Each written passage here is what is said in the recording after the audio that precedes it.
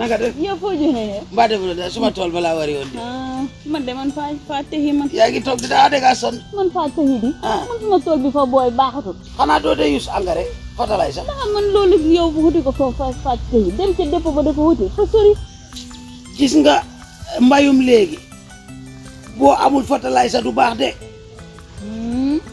engrais kenn jëndeetu ko ci def boo ko jëlee ci dépôt foo koy amee kay yaa ngi doog a ñëw xam nga Reliance banque bi ñuy wax Reliance faa koy dégg waaw kay gis nga boo demee Reliance ci boppam foofu ngay fayee saako yi nga bëgg nu mu toll nga fay ba pare ñu jox la sa receipt gis nga receipt boobu ñu lay jox moom ngay yóbbu nag ca dépôt ba kon fu ne ko dem ci dépôt ba te yóbbu la kay doo ko am déedéet fu ne su ma jógoon su ma xaalis ba dem ci dépôt ba dama am déedéet doo am foog nga dem Reliance fay ba pare waaw soo ko dem nag ak sa receipt ca dépôt ba waa Gambia Granite Corporation lii la ñu wax yow fi ne fa nga jëm ni la waaw fa laay dem bi kon kay ni jàmm jox la nga jëndaaleel ma ay yow ma de fi di saako doon yàgg te dama ko xam maa la ko wax de boo xàggee jëndaaleel ma mbokk yi nii lañ ko bëggee waa Gambia Granite Corporation ñu ne saako engrais 700 dalasi dong lay jar muy juróom-ñaar téeméeri dalasi rek yomb na lool daw leen Reliance bu leen gën a jege si PMS tam dañuy jaay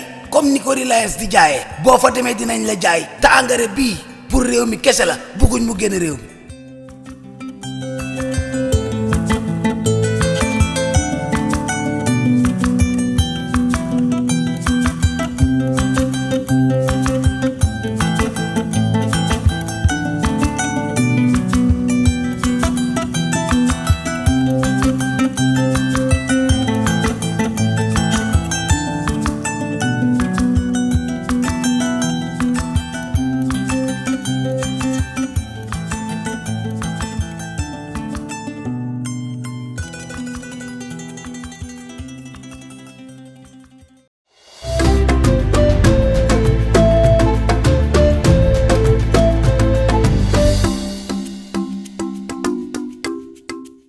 It's a warm welcome here in our studio in Serekunda. This is Star TV News with me, Maimuna Fadera. In the headlines tonight, government launches Business Environment Reform Program. The Ministry of Justice welcomes the indictment of Michael Sankoria in the United States. Ministry of Finance intends to reprioritize the objective of the 2020 budget. Fitness centers stakeholders request government to ease restrictions on gyms. On the international scene, EU borders reopen as many countries ease in travel restrictions. Trump to sign order creating police database. American road to cut off West Bank from East Jerusalem. Well, those were the headlines, and now the news in details.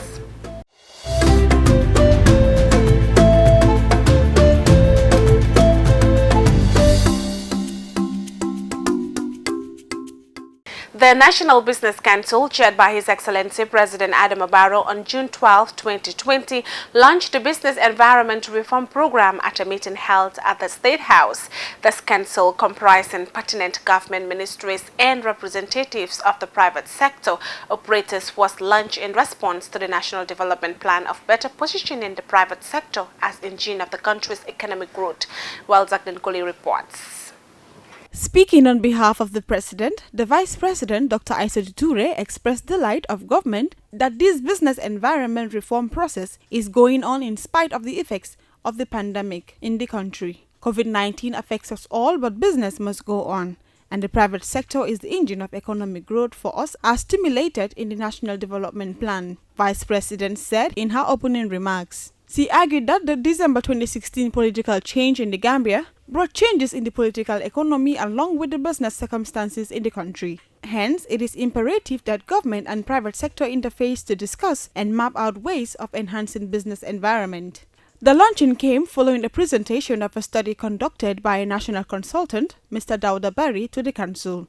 The studies, funded through the EU technical assistance in supporting National Action Plan, also highlighted key cross-cutting constraints that are significant determinants of firm performance. According to this report, the vision and overall goal of the NDP will be realized through 8 strategic areas. 4 of these are expected to impact private sector growth in manufacturing, agriculture, and trade contribution to economic growth and employment, Mr. Barry explained. For the private sector, inefficient tax administration, access to finance, Land, as well as unreliable and affordable energy, is the top binding constraint to business growth, he added. These binding constraints require reforms in the short term. They are to be assigned high priority because of their strong bearing on the cost of doing business and the effective functioning of markets. The meeting took over 5 hours of interactive and frank deliberations between government and business representatives. A shared vision of a developed private sector as engine of growth, transformation and job creation.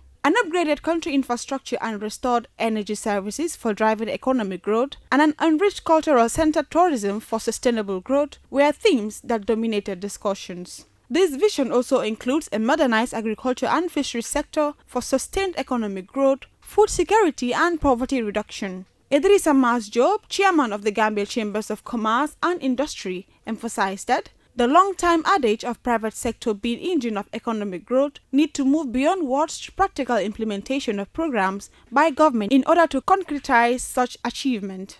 The private sector can only do well if allowed by the government. Hence, the need to interface and work together with the sector, creating employment, contributing to poverty alleviation and national development through providing needed revenue to government for financing social development, he posited. The meeting ended with adoption of the report and launching reform, which will begin from July towards December 2020, with each month dedicated to a key sector. The Vice President, Dr. Aissatou Touré, has been appointed political champion of the Council, a position expected to bring much needed political will to the partnership. Jacqueline Coley, reporting for Star TV News. In a press release sent to Star TV, the Ministry of Justice of the Republic of the Gambia welcomes the indictment in the United States of Mr. Michael Sankoria, a member of the Junglers Patrol team under former President Yahya Jammeh, for alleged crimes of torture committed in the Gambia. The ministry is particularly grateful to the United States government for its continued strong support to and cooperation with the Gambia government, especially in respect of the ongoing transitional justice process. The indictment of Mr. Korea by U.S. authorities is an extraordinary legal milestone. It demonstrates that no matter where such crimes are committed and wherever the culprits may be hiding, global accountability mechanisms will reach them, and that there is no hiding place for those who commit such crimes in today's world. The government of the Gambia will continue to cooperate with U.S. authorities in Korea's case, as well as in other active cases in the United States in which the Gambia government has an interest. The ministry also wished to take this opportunity to renew its strong encouragement for those who are still at large to take advantage of the TRRC process while that window remains open.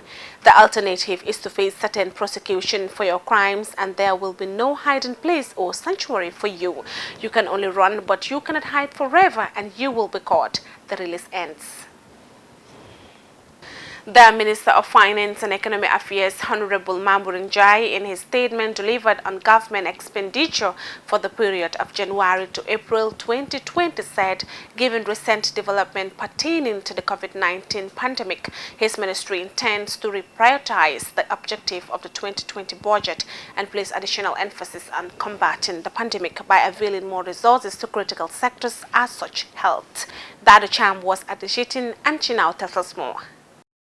The COVID-19 Emergency Response Fund, the 500 Emergency Response Fund, $500 million is independent of the budgetary allocation of the Ministry of Health. The funds are in a separate project account, and it's managed by an independent committee co-chaired by the permanent secretaries of the Ministries of Health and Finance. Honorable Njai said the $500 million allocated to the Ministry of Health during this fight of the coronavirus under other recurrent was obtained by relocating budget voters from various budget entities and channels toward combating the virus. The bulk of the relocation comes from travel expenses, training and other non-essential budget line items. The minister said they will take all necessary steps in ascertaining budget execution, in conducting in a prudent and disciplined manner, and avoid fiscal slippage from now until the end of 2020. But for now, the ministry will focus its mandate on the health during the fight against the COVID-19. The health, in particular, specifically, that's what they said. And we are now in a pandemic. We don't know how long will it take. We don't know whether the resources that we've already allocated will be sufficient to be able to address our problems in the health sector. But for the time being, really health is the focus. We just want to make sure other sectors will understand that we will not be able to meet all their demand, because whatever happens, the health sector right now is the priority. That's key. That is why we wanted to make sure that we make it very clear that the resources that have already been moved, we are making sure that we scrutinize every expenditure and the procurement aspect of it. So health is the priority right now. On food and food services, the minister mentioned that the budget line items increased from 50 million in May 2019 to 115 million in May 2020 due to the expansion of the food feeding program under the Ministry of Basics and Secondary Education and the feeding provided to the security sector. He said the top 3 spending ministry during this period under review are Ministry of Basic and Secondary Education with $916 million, Minister of Works and Infrastructure with $478 million, and Minister of Health with $372 million. Reporting for Star TV News, I am Dado Cham. The fitness center stakeholders on Sunday gathered to form an association to approach the government to ease the closure of gyms in the country as they are facing difficulties in settling their rents. Omar Job files in this report. The COVID-19 restriction measures lead to closure of some institutions and challenges on financial status and fitness centers. Gym is not an exception. Speaking at the gathering, Ibrahim Sonko, manager of Universe Fitness Center, said there should have been an association for fitness centers well before the intrusion of COVID-19 so that fitness centers can unite and oversee any challenges faced by them. Lii dafa waroon a nekk well before problem yu corona bisa. This has to be set up well before the coronavirus, because the thing is, all those who work at the game, that's where they earn their living. Those that manage the game earn from the game, even the proprietors too. So we should have a body that is well structured so that whosoever among us have difficulties can be easily helped, and any issues regarding to the gyms can be easily regulated within us and those of our customers. Mr. Sonko further stated that government should be flexible on them even if they are not operating fully, but to be given little time of operation so they can earn something, as landlords don't understand them in these trying times. I take it from you, ñun borom jëm bi sax daf daan jël 6 months this year mu ne mom full la jël. Landlord don't understand. I take it from myself. Our landlord used to take every 6 months, but this year he asks us to pay the whole year or we'll leave the place. So the landlords have been very hard on us. So I'm appealing to the authorities to relax some of the restrictions, because we can't continue like this. If we go till the end of June, and this thing started in March till now, if they did not allow us to operate fully, let them give us time. From 6 a.m. to 12 p.m. we close, so that at least something can be generated. Musa Jallo is the proprietor of Sanchaba Gym, and he said sport personnel need fitness centers which include wrestlers, athletics, footballers, among others. Te gym yi na dañ nekk gym yi nga xamé né nekkuñ fi pour lor kenn. The gyms are not here to trouble anyone. The gyms are to support Gambian sport personnel. Even high blood patients are advised to go to the gym. Though shutting us down was no intention, because the pandemic is a global challenge, but we can be allowed to open and observe the preventive measures put in place so we can afford to pay our rents. Mustafa Fall, the manager of Sobbi at Latrikunda German, said it is a good initiative for fitness center stakeholders to come together and see the solution they are facing, and urged the ministry to look into their situation and that of those that used to train to maintain their health. Ak ministry bi nañ bay xel luñ fi wax nekkut pour ñun suñ interest rek, waaye si interest ni dëkk bi mbéram koo xam ne mu ngi jóg pour sport. Let the ministry put their mind on what we are saying here. What we are saying is not only our interest, but whoever is training health-wise will need it. If you observe, those that train normally hardly go to the hospitals. And I heard that if you are training unhealthy, coronavirus will not survive in your system. So let them allow us to operate, because sitting at home without any exercise can lead to something else. Because when they train, nga build up fat, nga talk, train lo, nga build up fat. For Star TV, I am Omar Job. In today's news, we look at the legacy of one of the greatest footballers in Gambian history. Sirin Sehu Sarr is a founder member of Real de Banjul and for many years served as captain of the Gambian national team. Veteran football commentator Tijan Masani Cisse recently narrated a documentary on this great legend. Modu El Badi takes us through this documentary. Sehu Sarr was born in Banjul, where he started his early education and began his football career in the late 90s. Sirin Sehu Sarr was born in 1951 at Banjul's Ingram Street to Alhaji Hussein Sarr and Aji Rohi Sarr. He attended St. Mary's Primary School in Banjul, where he became an instant football star and became the school captain. He proceeded to the prestigious Gambia High School, then a mecca of academic excellence, in 1963, where he was also a star midfield player. In 1967, he was among the schoolboy selection that headed to Thiès, Senegal, from which the mighty Real de Batos, later Real de Banjul, was born. Sehu would make it into the Gambia national team, where he became a mainstay until his retirement in 1987. He is also one of the most tenured captains in the history of the Gambia national team. Sirin Sehu Sarr is as instrumental as anyone in Real de Banjul. Back in 1975, when 8 members of their starting 11 departed either by joining the newly formed Port Authority or in pursuit of greener pastures. Sarr is one of the catalysts that painted the name of Real de Banjul in the annals of Gambia football. His effort has also played part in raising the Gambian flag on the global level, as he is part of the list of Gambians who represented the country at the global front. Sarr was one-time coach of the country's national team. Sehu Sarr departed the Gambian shores for Norway in 1976, where for many years he played for Mion Darling. He also trained as a football coach during that period. He is a regional instructor for the Norwegian Football Federation.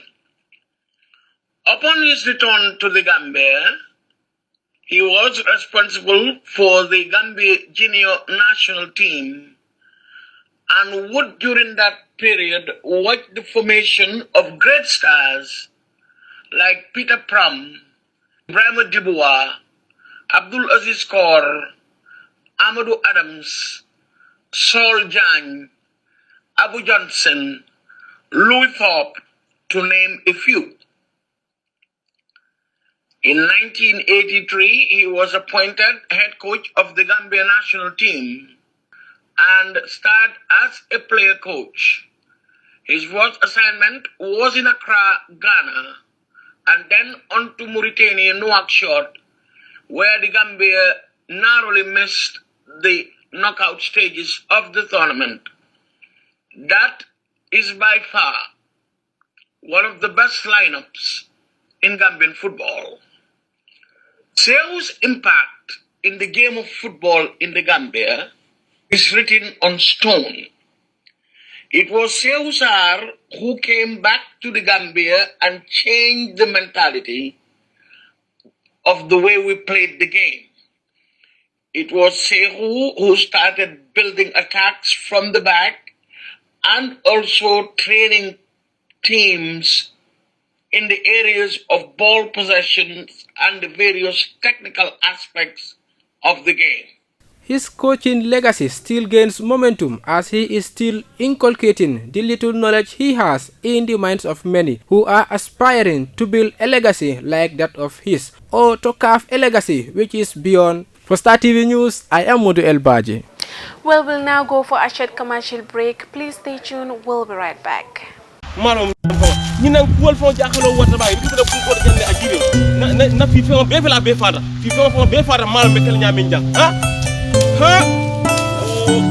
ni nga jam bando ni bare ni nay fele do ko bala de inu mbara abra inu mbara ni ko do buga nyamoti awum to janti kay ndungi be do ko bala janko mbeddo ko walande bar fenkil nañ jaxal jang nga fem fi jabu ka bete nga fem fi jabu ka bete nga fem fi ko jaxal dafa malo be kel nyaadi ne jambando soto angare nying ne o soto yake jang ila soto fengo fam be yiru wala je jambando ha wato alhamdulillah sa jambando mo soto la nyaadi le sanyi moli abla kata fan kata depo nyinto hani ni futata je depo to sanyi buka wafi de ka kodo ta mo bulu ka boto dila wo bo sanyi wo botale sanyi mimbe kering wala nyinti ko reliance ibita wolto ye kodo jo reliance ka risitol dia risito nyinga ku matal de wo risito nyi ni adila e ka wole samba depo nyintu ne risito di yela jambando soto ko mi ngi yekuma fo nyami ngamoyle nim fana bodo jang ko tenke mbira jambando sanna GGC wole Gambia Groundnut Corporation wolle be marare nyin jambando la kola ando ila nyin jang ngalo ne nyin jambando ni yake jang ifa mba fo la nyela tumondo bar be jambando ko ele fana ngaji be nim bodo ya mbita wolto mbita sekro direct nim tara ye rek be jambando sanna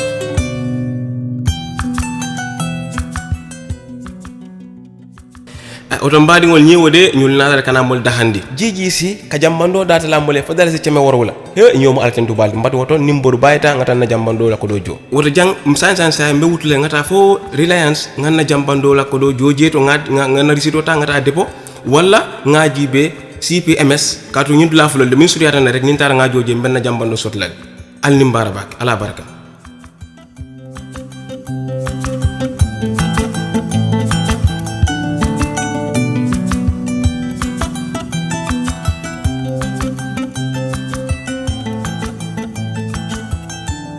Hey, alhamdulillah. Nyomo alatan Dubai. Moro nyina metu abena no sana. Welcome back after the short commercial break, and we now look at the news beyond our borders.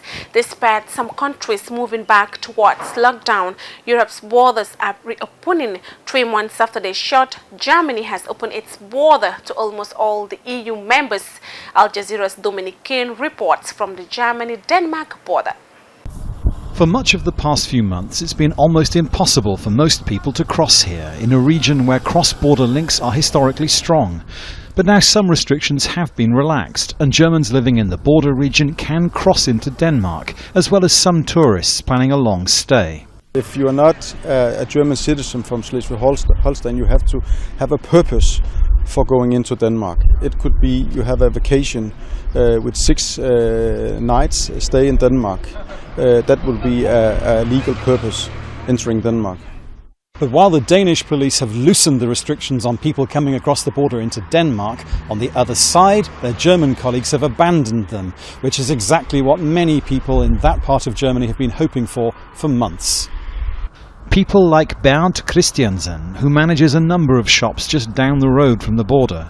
Before Corona came, almost all of the customers here were Scandinavian. Then suddenly almost all could no longer come here. It was a huge issue because the shutdown happened on March 13th, when Denmark announced no entry or exit, and shortly afterwards Germany followed suit. So we've had 3 months of total loss, and that's 3 months of total loss where you can't reduce your ongoing costs. That's extreme. Sentiments like that are shared across Europe, where many countries hope reopening borders will help restart their stalled economies, as here between France and Italy.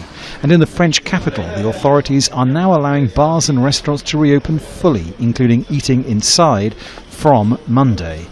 At the EU level, officials are coordinating programs to provide citizens with up-to-date information about border reopenings and other travel issues during the pandemic. Reopen EU offers practical information provided by each member state to the Commission on travel restrictions, public health and safety measures such as physical distancing, wearing of masks, as well as other useful information on EU and national tourism activities. During the course of the coronavirus closures, Germany turned back almost 200,000 people who tried to cross its frontiers with other European countries. Now it believes the time is right to reopen those borders. Dominic Kane, Al Jazeera, on the German-Danish border.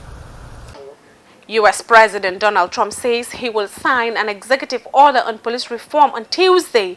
The order is expected to aim to improve police training and improve dealing with mental health issues. The order is not expected to address systemic racism. The move comes protest after the death of 2 black American men in police custody.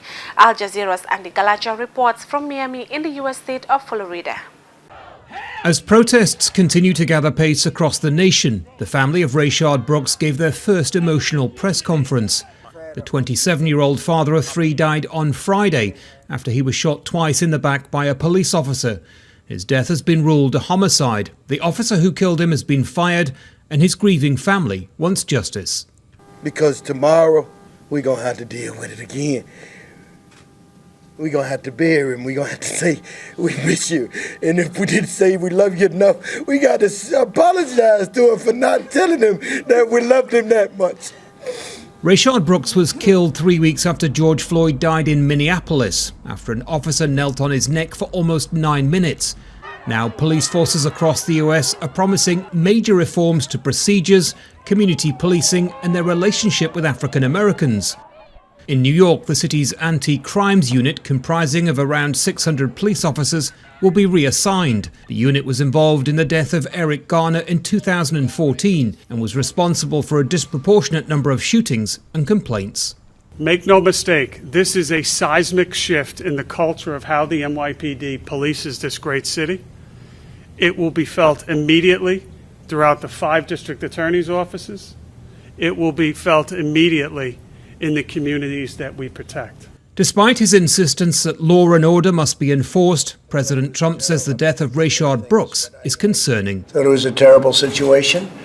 I studied it closely. I'm going to get some reports done today, very strong reports, and we'll have a little more to say about it tomorrow, but certainly it was very disturbing. On Tuesday, it's expected President Trump will sign an executive order aiming to improve police training, weeding out bad officers, and improving dealing with mental health issues. It's not expected his order will address systemic racism.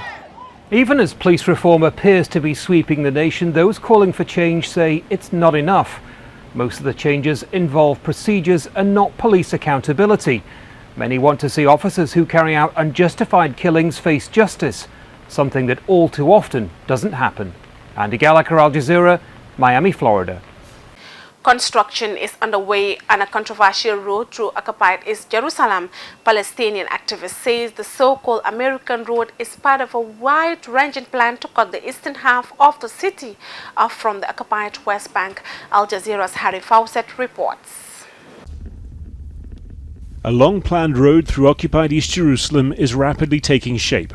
The American Road, named after a route that was abandoned, part built by a US contractor at the end of Jordanian rule here in 1967, will instead become an Israeli artery, improving links between illegal settlements to the south, east and north of the city. Its supporters call it a bypass that will benefit settlers and Palestinians alike. A resident doesn't have to pass through traffic in the city. That's the rationale of this road. The road will of course serve the whole population living here that wants to pass from north to south without getting stuck in traffic. But in the Palestinian neighborhood of Jabal al-Mukaber, a very different interpretation. That the road is part of Israel's plan to close off occupied East Jerusalem to the West Bank and end any lingering hope of the city being a future Palestinian capital. This will eliminate the project and the possibility of creating a viable Palestinian state. Initially, it will separate the city of Jerusalem from the northern and southern parts of the West Bank. The Reuters news agency says the road will be 8 kilometers long and include a tunnel under a Palestinian neighborhood close to the old city. And of course, none of this is happening in isolation from the current politics. The illegal settlements that this road will link are among those that the Prime Minister Benjamin Netanyahu is promising to start annexing as early as next month. On Sunday and Monday, the US ambassador to Israel has been in annexation talks with Netanyahu and his rival turned coalition partner Benny Gantz in an attempt to bring both onto the American policy path. In the meantime, work continues on the American Road, just part of what the Palestinian leadership views as a decades-long process of de facto annexation on the ground. Harry Fawcett, Al Jazeera, occupied East Jerusalem. Well, before we end the news, a recap of our main headlines. Government launches Business Environment Reform Program. Ministry of Justice welcomes the indictment of Michael Sankoria in the United States. Ministry of Finance intends to reprioritize the objective of the 2020 budget and place additional emphasis on health sector. Fitness center stakeholders request government to ease restrictions on gyms. EU borders reopen as many countries easing travel restrictions. Trump to sign order creating police database. American road to cut off West Bank from East Jerusalem. Well, that's all for this edition of the news. Please do enjoy the rest of our programs and join us tomorrow for more news. Thanks for watching and have a wonderful night. Bye for now.